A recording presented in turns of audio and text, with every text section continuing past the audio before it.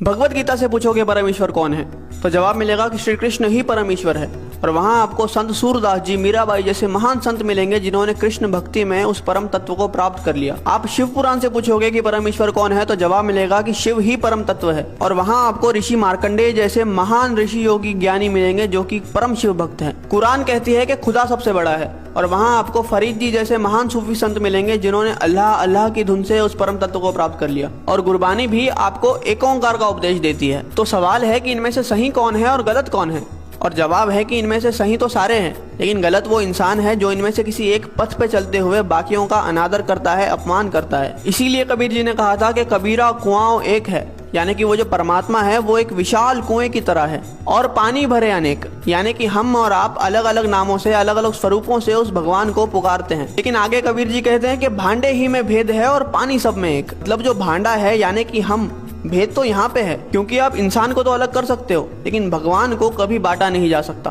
अब प्याला चाहे सोने का हो या पीतल का, उसके अंदर जो पानी है वो तो अंत में प्यास ही बुझाएगा।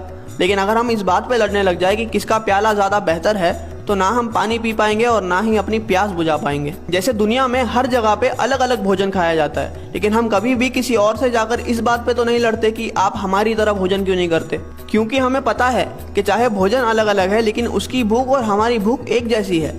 हो सकता है कि वो ब्रेड खाकर अपनी भूख मिटा रहा है और हम रोटी खाकर, लेकिन उसका असर जो हमारी बॉडी पे होगा वो एक जैसा ही होगा। इसलिए हमारी पेट की भूख तो मिट जाती है लेकिन हमारी परमार्थ की भूख कभी मिट ही नहीं पाती। हम लड़ने में इतने बिजी है कि हमें खाने की, यानी कि उस भक्ति को अनुभव करने की फुर्सत ही नहीं है। कबीरा कुआं एक है और पानी भरे अनेक, भांडे ही में भेद है, पानी सब में एक।